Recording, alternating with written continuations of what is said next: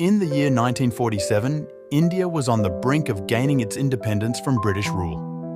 Amidst the political upheaval and the fervent calls for freedom, there was a small village named Dharmapur, nestled in the heart of India. This village was home to a humble farmer named Raghav, who lived with his wife, Sita, and their young son, Arjun. Raghav was known for his hard work and integrity. Every morning, before the sun rose, he would head out to his fields, plough the land, and plant seeds with hope for a better future. Though he had no direct involvement in the political struggles of the time, his heart beat with the same desire for freedom and prosperity that echoed across the nation. As the date of independence approached, rumours of violence and unrest spread across the land.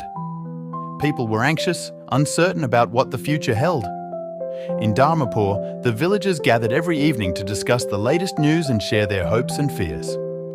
One evening, as the villagers sat under the ancient banyan tree, a messenger arrived from the nearby town. He brought alarming news. Communal tensions were rising, and there were fears of clashes breaking out in the region. The villagers were gripped with fear and uncertainty. Raghav stood up and addressed his fellow villagers. "We cannot control what happens in the cities, but we can ensure that our village remains a place of peace and unity. We must come together and protect each other, regardless of our differences."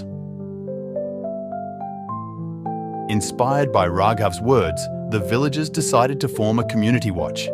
They took turns patrolling the village and keeping an eye out for any signs of trouble. Raghav, despite his exhausting farm work, volunteered for the night shifts, believing that the safety of his village was paramount. One night, while on patrol, Raghav noticed a group of strangers approaching the village. He approached them cautiously and discovered that they were refugees fleeing from the violence in their town. They were tired, hungry, and scared.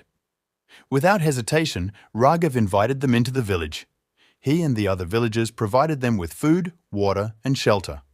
Sita, along with other women in the village, cooked meals for the refugees, while Arjun and the other children helped distribute blankets and supplies. Days turned into weeks, and the village of Dharmapur became a haven for those seeking refuge. Raghav's selfless actions inspired others, and soon neighbouring villages followed suit, creating a network of safe havens across the region. Finally, on August 15, 1947, the day of India's independence arrived. The entire nation celebrated with joy and relief. In Dharmapur, the villagers gathered once again under the banyan tree, not just to celebrate their freedom, but to honour the spirit of unity and compassion that had kept them safe. Raghav stood before them, humble yet proud. "Today, we are free," he said.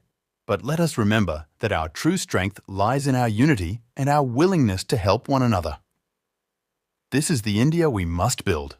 An India where every person, regardless of their background, can live in peace and harmony. The villagers cheered, and the refugees who had found safety in Dharmapur joined in the celebration, their hearts filled with gratitude. The story of Raghav and his village spread far and wide, becoming a symbol of the true spirit of independence, a spirit of compassion, unity, and unwavering resolve.